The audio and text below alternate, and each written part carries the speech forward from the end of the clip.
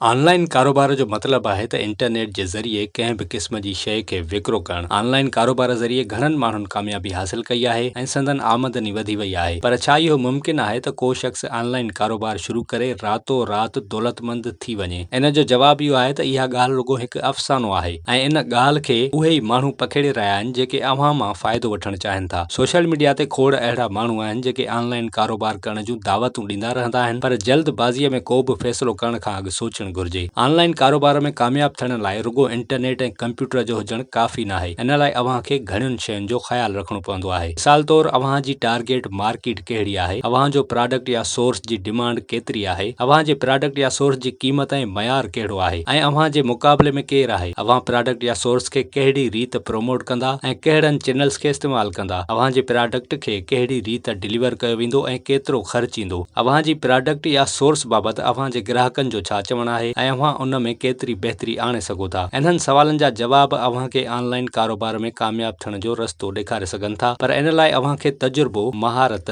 सब्र, मेहनत ऐं सीड़पकारी जी ज़रूरत पवंदी। इन खां सवाइ अव्हां रातो राति दौलतमंद बणिजण जा ख्वाब ॾिसणु छॾे ॾियो। ऑनलाइन कारोबार हिकु हक़ीक़त आहे जंहिं में केतिरा ई दौलतमंद थिया आहिनि, पर इन सां गॾोगॾु खोड़ चैलेंजिस ऐं रिस्क मौजूदु आहिनि। इन लाइ जेकॾहिं अव्हां ऑनलाइन कारोबार शुरू करणु चाहियो था त अव्हां खे उन जे सभिनी रुखनि खे सम्झणो पवंदो ऐं उन जी तयारी करणी पवंदी। यादि रहे त का बि कामयाबी रातो राति नाहे मिलंदी, पर उन पुठियां क़ुर्बानियूं ऐं महिनत हूंदी आहे।